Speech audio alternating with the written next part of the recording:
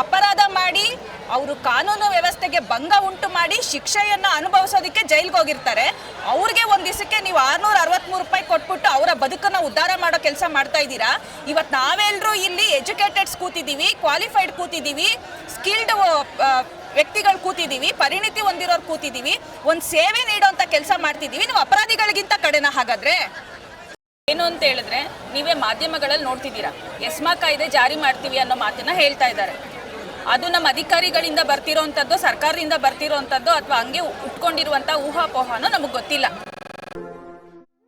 ಹೋಗ್ತೀವಿ ನಾವು ಮತ್ತೆ ಆದರೆ ನಮಗೆ ಯುಗಾದಿ ಹಬ್ಬ, ಇಲ್ಲಾಂದ್ರೆ ನಮ್ಮ ಫ್ರೀಡಮ್ ಪಾರ್ಕ್ನಲ್ಲೇ ನಾವು ಯುಗಾದಿ ಹಬ್ಬ ಮಾಡ್ತೀವಿ ಅಂತ. ಅಂದರೆ ನೀವೇ ಮಾಧ್ಯಮಗಳಲ್ಲಿ ನೋಡ್ತಿದ್ದೀರಾ, ಎಸ್ಮಾ ಕಾಯ್ದೆ ಜಾರಿ ಮಾಡ್ತೀವಿ ಅನ್ನೋ ಮಾತನ್ನ ಹೇಳ್ತಾ ಇದ್ದಾರೆ. ಅದು ನಮ್ಮ ಅಧಿಕಾರಿಗಳಿಂದ ಬರ್ತಿರೋವಂಥದ್ದು, ಸರ್ಕಾರದಿಂದ ಬರ್ತಿರೋವಂಥದ್ದು, ಅಥವಾ ಹಂಗೆ ಉಟ್ಕೊಂಡಿರುವಂಥ ಊಹಾಪೋಹನೋ ನಮಗೆ ಗೊತ್ತಿಲ್ಲ.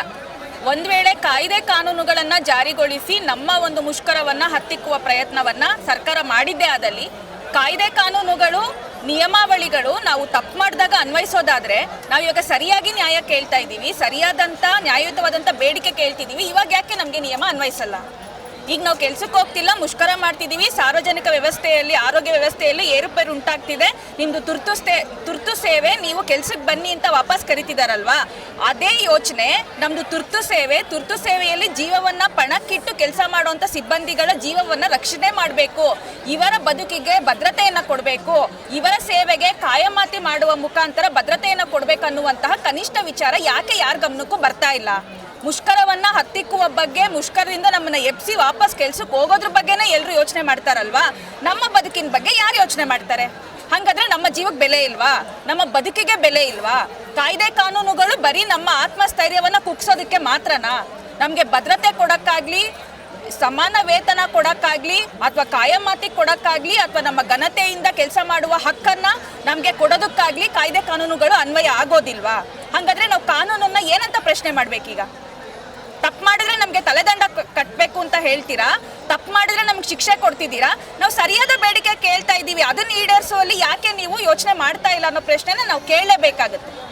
ಇವತ್ತು ತುಂಬ ನೋವಿಂದ ಹೇಳಬೇಕು ಅಂತ ಹೇಳಿದ್ರೆ, ನೀವು ನೋಡಿರೋ ಹಾಗೆ ಮಾಧ್ಯಮಗಳಲ್ಲೇ ಬಂದಿದೆ, ಏನು ಜೈಲುಗಳಲ್ಲಿ ಇರ್ತಕ್ಕಂತಹ ಅಪರಾಧಿಗಳು, ನೀವು ಸ್ಕಿಲ್ ಅಪರಾಧಿಗಳು, ಅನ್ಸ್ಕಿಲ್ಡ್ ಅಪರಾಧಿಗಳು ಅಂತ ನೋಡೋದಾದರೆ, ಒಬ್ಬ ಸ್ಕಿಲ್ ಇರುವಂತಹ ಅಪರಾಧಿಗೆ ಒಂದು ದಿನಕ್ಕೆ ನೀಡುವಂತಹ ಗೌರವಧನ 663 ರೂಪಾಯಿ. ಅಪರಾಧ ಮಾಡಿ ಅವರು ಕಾನೂನು ವ್ಯವಸ್ಥೆಗೆ ಭಂಗ ಉಂಟು ಮಾಡಿ ಶಿಕ್ಷೆಯನ್ನು ಅನುಭವಿಸೋದಕ್ಕೆ ಜೈಲಿಗೆ ಹೋಗಿರ್ತಾರೆ. ಅವ್ರಿಗೆ ಒಂದು ದಿವಸಕ್ಕೆ ನೀವು 663 ರೂಪಾಯಿ ಕೊಟ್ಬಿಟ್ಟು ಅವರ ಬದುಕನ್ನು ಉದ್ಧಾರ ಮಾಡೋ ಕೆಲಸ ಮಾಡ್ತಾ ಇದ್ದೀರಾ. ಇವತ್ತು ನಾವೆಲ್ಲರೂ ಇಲ್ಲಿ ಎಜುಕೇಟೆಡ್ಸ್ ಕೂತಿದ್ದೀವಿ, ಕ್ವಾಲಿಫೈಡ್ ಕೂತಿದ್ದೀವಿ, ಸ್ಕಿಲ್ಡ್ ವ್ಯಕ್ತಿಗಳು ಕೂತಿದ್ದೀವಿ, ಪರಿಣಿತಿ ಹೊಂದಿರೋರು ಕೂತಿದ್ದೀವಿ, ಒಂದು ಸೇವೆ ನೀಡೋಂಥ ಕೆಲಸ ಮಾಡ್ತಿದ್ದೀವಿ. ನೀವು ಅಪರಾಧಿಗಳಿಗಿಂತ ಕಡೆನಾ? ಹಾಗಾದ್ರೆ ಒಂದು ದಿವಸಕ್ಕೆ 663 ರೂಪಾಯಿನ ನಮಗೆ ಕೊಡ್ತಿಲ್ವಲ್ಲ ನೀವು ಸರ್ಕಾರದವರು? ಹಂಗಾರೆ ನಾವೆಲ್ಲ ಅಪರಾಧ ಮಾಡ್ಬಿಟ್ಟು ಜೈಲಿಗೆ ಹೋಗ್ಬೇಕಾ? ನಾವು ದುಡಿಬೇಕು ಅಂತ ಹೇಳಿದ್ರೆ, ನಮಗೆ ಬೇಕಾಗಿರೋಂಥ ಒಂದನ್ನ ಪಡ್ಕೋಬೇಕು ಅಂತ ಹೇಳಿದ್ರೆ ನಾವು ಅಪರಾಧ ಮಾಡ್ಬಿಟ್ಟು ಜೈಲಿಗೆ ಹೋಗ್ಬೇಕಾ? ನೀವು ಯಾವ ವ್ಯವಸ್ಥೆನ ಬೆಳೆಸ್ತಾ ಇದ್ದೀರಾ? ಇವತ್ತು ಯಾವ ವ್ಯವಸ್ಥೆನ ಬೆಳೆಸ್ತಿದ್ದೀರಾ ಅಂತ ನಾವೆಲ್ಲರೂ ಪ್ರಶ್ನೆ ಮಾಡಬೇಕು. ಹಾಗಾಗಿ ಯಾವ ಕಾಯ್ದೆ ಕಾನೂನುಗಳ ಮುಖಾಂತರ ನಮ್ಮ ಮುಷ್ಕರವನ್ನು ಹತ್ತಿಕ್ಕುವ ಪ್ರಯತ್ನ ಮಾಡ್ತಿದ್ದೀರಾ, ಅದೇ ಕಾಯ್ದೆ ಕಾನೂನುಗಳನ್ನು ನಮಗೆ ಅನ್ವಯಿಸಿ ನಾವೇನು ಬೇಡಿಕೆ ಕೇಳ್ತಿದ್ದೀವಿ ಅದನ್ನು ನೀವು ನೆರವೇರಿಸ್ಕೊಡ್ಲೇಬೇಕು ಅಂತ ನಾನು ಎಲ್ಲರ ಪರವಾಗಿ ಸರ್ಕಾರಕ್ಕೆ ಮತ್ತು ಎಲ್ಲ ಅಧಿಕಾರಿಗಳಿಗೆ ನಾನು ಮನವಿ ಮಾಡ್ತಾ ಇದ್ದೀನಿ. ನಮಸ್ಕಾರ. ನಾವು ಸುಮಾರು 36ನೇ ದಿನ ಇವತ್ತು ಮುಷ್ಕರವನ್ನು ಮಾಡ್ತಾ ಬಂದಿದ್ದೇವೆ. ನಾವು ಮುಷ್ಕರ ಮಾಡೋದಾಗ ಒಂದು ಬಾರಿ MD NHM ಮತ್ತು ಆಯುಕ್ತರು ಬಂದು ನಮ್ಗೆ ಒಂದು ಕಾಯಮತ್ತು ಮಾಡೋ ಬಗ್ಗೆ ಒಂದು ಆಶ್ವಾಸನೆಯನ್ನು ಕೂಡ ನೀಡಿದರು. ಮಾನ್ಯ ಮುಖ್ಯಮಂತ್ರಿಗಳು ಮತ್ತು ಆರೋಗ್ಯ ಸಚಿವರು ಅವರಿಗೆ ಕರೆ ಮಾಡಿ ತಿಳಿಸಿ ಮುಷ್ಕರ ಒಂದು ಶಾಮ್ಯಾನಕ್ಕೆ ಹೋಗಿ ಅವರಿಗೆ ಹೇಳಿಕೆ ಕೊಡಬೇಕಂತ ಹೇಳಿದರು. ಆ ಒಂದು ವಿಶ್ವಾಸ ಇಟ್ಕೊಂಡು ನಾವು ಇಲ್ಲಿವರೆಗೆ ಬರ್ತಾ ಇದ್ದೇವೆ. ಆ ಒಂದು ವಿಶ್ವಾಸ ಇಟ್ಕೊಂಡಾಗ ಈಗಾಗಲೇ NHM ಎಲ್ಲ ಸಿಬ್ಬಂದಿಗಳದ್ದು ಒಂದು ಫೈಲ್ ಕ್ರಿಯೇಟ್ ಮಾಡಿ ಕಾಯಮತಿ ಮಾಡಬೇಕಂತ ಹೇಳಿ ಆರೋಗ್ಯ ಸಚಿವರಿಗೆ ಕೊಟ್ಟದ್ದು ತಮಗೆಲ್ಲ ಗೊತ್ತಿರುವ ವಿಷಯ. ಹಾಗಾಗಿ ಎಲ್ಲಿ ಹೋದಲ್ಲೇ ನಮ್ಮ ಸಿಬ್ಬಂದಿಗಳು ಮಾನ್ಯ ಮುಖ್ಯಮಂತ್ರಿಗಳನ್ನು ಭೇಟಿ ಆದಾಗ ಅವ್ರಿಗೊಂದು ಒಳ್ಳೆಯ ಸುದ್ದಿ ಕೊಡ್ತೇವೆ, ನಾವು ಇರೋರ್ವಾಗಿ ನಾವು ಇಲ್ಲಿಂದ ಹೋಗೋರ್ವಾಗಿ ಒಂದು ಒಳ್ಳೆಯ ಸುದ್ದಿ ಕೊಡ್ತೇವೆ ಅಂತ ಹೇಳಿ ಎಲ್ಲ ಕಡೆಯೂ ಕೂಡ ಆಶ್ವಾಸನೆ ನೀಡಿದ್ದಾರೆ. ಆ ಒಂದು ವಿಷಯವನ್ನು ಇಟ್ಕೊಂಡು ನಾವು ಅವ್ರು ಒಳ್ಳೆಯ ಸುದ್ದಿನ ನಮಗೆ ಕಾಯಮಾತಿನ ಮಾಡ್ತಾರೆ ಬರುವಂಥ ಕ್ಯಾಬಿನೆಟ್ದಲ್ಲಿ ಅಂತ ಹೇಳಿ ನಮ್ಗೆ ವಿಶ್ವಾಸ ಇದೆ. ಆದ ಕಾರಣ ನಾವು ಕ್ಯಾಬಿನೆಟ್ದ ಏನು ನಿರ್ಧಾರ ಆಗ್ತದೆ ಅಲ್ಲಿವರೆಗೆ ಕಾಯ್ದು ನೋಡ್ತಾ ಇದ್ದೇವೆ. ಏನು ಹೇಳ್ತೀರಾ? ಒಂದು ತಪ್ಪು ಸಂದೇಶ ಏನು ಹೋಗಿದೆ ಅಂದರೆ ಎಸ್ಮಾ ಜಾರಿಗೆ ಬಗ್ಗೆ ಅದು ಒಂದು ಯಾರೋ ಒಬ್ಬರು ನೋಟ್ ಮಾಡಿ ವಾಟ್ಸಪ್ನಲ್ಲಿ ಕಳಿಸಿದ್ದಾರೆ ಅಷ್ಟೇ. ಅದು ಸರ್ಕಾರದಿಂದ ಮಾಡಿದ್ದು ಅಲ್ಲ ಮತ್ತು ಇಲಾಖೆಯ ನೋಟಿಸು ಅಲ್ಲ. ಅದು ಬೇರೆ ಯಾರು ನಮ್ಮ ಸಂಘಟನೆಯನ್ನು ಡಿವೈಡ್ ಮಾಡಬೇಕಂತ ಕೊಟ್ಟಿದ್ದಾರೆ. ಇಲ್ಲಿವರೆಗೆ ನಾವು ಎಲ್ಲ ಅಧಿಕಾರಿಗಳನ್ನು, ಮಾನ್ಯ ಮುಖ್ಯಮಂತ್ರಿಗಳನ್ನು, ಆರೋಗ್ಯ ಸಚಿವರನ್ನು ಕೂಡ ಭೇಟಿಯಾಗಿದ್ದೇವೆ. ಯಾರೂ ಕೂಡ ಎಸ್ಮಾ ಜಾರಿಗೆ ಬಗ್ಗೆ ಮಾತೇ ಆಗಿಲ್ಲ. ಎಸ್ಮಾ ಜಾರಿಗೆ ಮಾಡೋದೂ ಇಲ್ಲ. ಯಾಕಂದರೆ ಸರ್, ನಾವು ಸುಮಾರು 20 ವರ್ಷಕ್ಕಿಂತ ಹೆಚ್ಚು ಸೇವೆ ಮಾಡಿದ್ದೇವೆ. ಇಷ್ಟು ತರಬೇತಿಗಳನ್ನು ಪಡೆದವ, ಎಲ್ಲರಿಗೂ ಸೇವೆಯನ್ನು ಮಾಡಿದ. ಈ ಒಂದು ಎಸ್ಮಾ ಜಾರಿಗೆ ಮಾಡಿ ನಮ್ಮ ಮೇಲೆ ಅನ್ಯಾಯ ಸರ್ಕಾರ ಯಾವತ್ತೂ ಕೂಡ ಮಾಡೋದಿಲ್ಲ ಅಂತ ಹೇಳಿ ನಾವು ವಿಶ್ವಾಸ ಇದೆ. ನಾವು ಇಟ್ಟಿರೋದು ಬೇಡಿಕೆ ಕಾಯಮತ್ತಿ ಬೇಡಿಕೆ ಯಾಕೆ ಇಟ್ಟಿದ್ದೇವೆ? ನಾವು ಈಗ ಸೇರಿದವ ಸರ್ಕಾರಕ್ಕೆ ಇಲಾಖೆಯಲ್ಲ ಇಲ್ಲ. ನಾವು ಸುಮಾರು 20 ವರ್ಷ ಸರ್ವಿಸನ್ನು ನೀಡಿದ್ದೇವೆ. ಸಾರ್ವಜನಿಕ ಒಳ್ಳೆಯ ಸರ್ವಿಸ್ ಕೊಟ್ಟಿದ್ದೇವೆ, ಪ್ರಾಮಾಣಿಕ ಸೇವೆಯನ್ನು ನೀಡಿದ್ದೇವೆ. ಅದು ಎಷ್ಟು ಒಂದು ಅತಿ ಕಡಿಮೆ ಒಂದು ವೇತನ ಪಡೆದು ನಮಗಿಂತನೂ ಕೂಡ ಕಾರ್ಮಿಕರು ವೇತನ ಹೆಚ್ಚು ಪಡಿತಿದ್ದಾರೆ. NRG ಕೂಲಿಗೆ ಹೋಗೋರು ಕೂಡ ಎಷ್ಟು ವೇತನ ನೀಡಿದೆ ತಮಗೆಲ್ಲ ತಿಳಿದ ವಿಷಯ. ಹಾಗೆ 10-12 ಸಾವಿರದಲ್ಲಿ ಒಂದು ಕುಟುಂಬ ನಿರ್ವಹಣೆ ಮಾಡೋಕ್ಕೆ ಆಗೋದಿಲ್ಲ.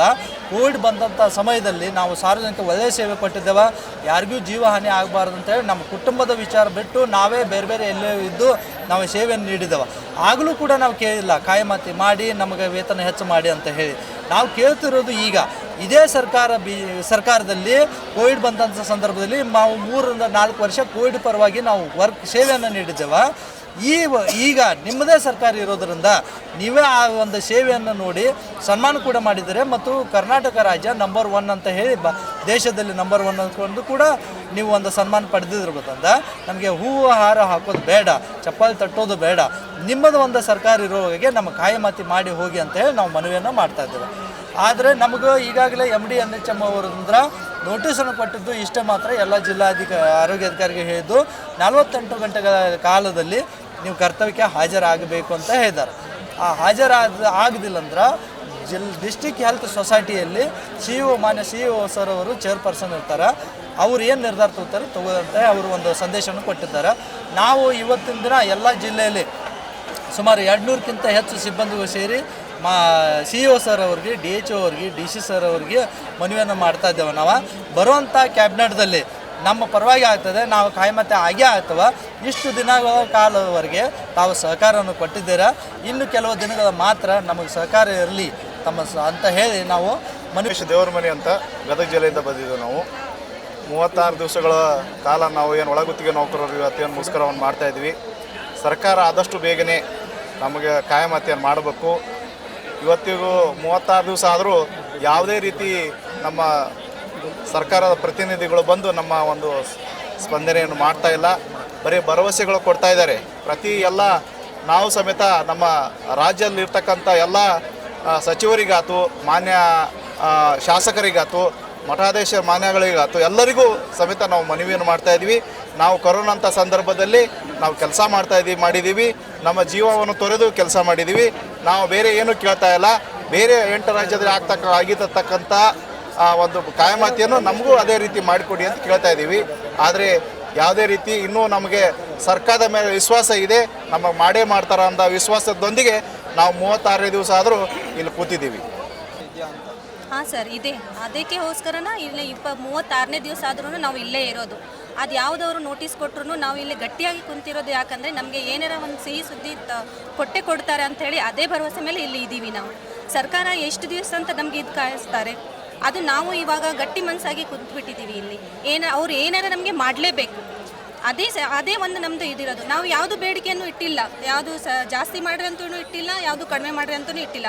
ಬೇರೆ ಯಾವುದು ಏಕೈಕ ಬೇಡಿಕೆ ನಾವು ಇಟ್ಟಿದ್ದಾಗ ಬೇರೆ ಯಾವುದು ನಮಗೆ ಹೇಳಿಕೆ ಬೇಕಾಗಿಲ್ಲ. ಬರೀ ಕಾಯಮತ್ತಿ ಒಂದೇ ಬೇಕಾಗಿರೋದು. ನಮಗೆ ಕಾಯಮತ್ತಿನೇ ಕೊಡಬೇಕು ಅಂತ.